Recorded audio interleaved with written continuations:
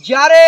વસંત ઋતુની મહેર હોય અને કુદરતની કૃપા હોય ત્યારે જ અમારા મહાવીર જીવદયા ફાઉન્ડેશનના કાર્યકર્તાઓ આવી હરિયાળીમાં આ ગોકુલ ધામમાં ગૌ માતાની સેવા કરવા માટે 24/6/2025 મંગળવારની સાંજે અમારા કાર્યકર્તાઓએ જે ગૌ માતાની સેવા કરી છે એના માટે એકવાર જોરદાર અનુમોદના જાતે જ કરવી પડશે, કારણ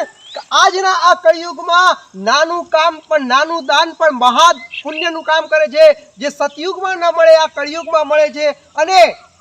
મનીષભાઈ એક વાત જાણવા જેવી છે કે એક દીપક પ્રગટે ને બધે જ પ્રકાશ ફેલાય, અને એ દીપકભાઈ અમારા એવા પ્રકાશ ફેલાવવાનું કામ કર્યું છે કે અમારા દીપકભાઈ લાઠીવાળાની પ્રેરણાથી સ્વર્ગસ્થ સરોજબેન રમેશભાઈ પટેલના આત્મસંહાર નિમિત્તે આજે આ ગૌ માતાને આપણે ઘાસનું લીલું ઘાસનું નિરણ, તરબૂચ, ફ્રૂટ અને બાળકોને ફૂડના પેકેટ પણ આપ્યા છે, જે શ્રી રમેશભાઈ કેશવલાલ, શ્રી સિદ્ધાર્થ રમેશભાઈ, શ્રી તીર્થ સિદ્ધાર્થભાઈ, શ્રીમતી બીજલ સિદ્ધાર્થભાઈ, શ્રીમતી અભિલાષાબેન ઉપેન્દ્રભાઈ, શિવાંગી અને આર્ય આ ગામ કડી મેળા આદરાજના, તાલુકો કડી, જિલ્લો મહેસાણા, હાલ અમદાવાદ, હસ્તે રમેશભાઈ કેશવલાલ પટેલ આ પરિવારમાંથી એકવાર જોરદાર અનુમોદના।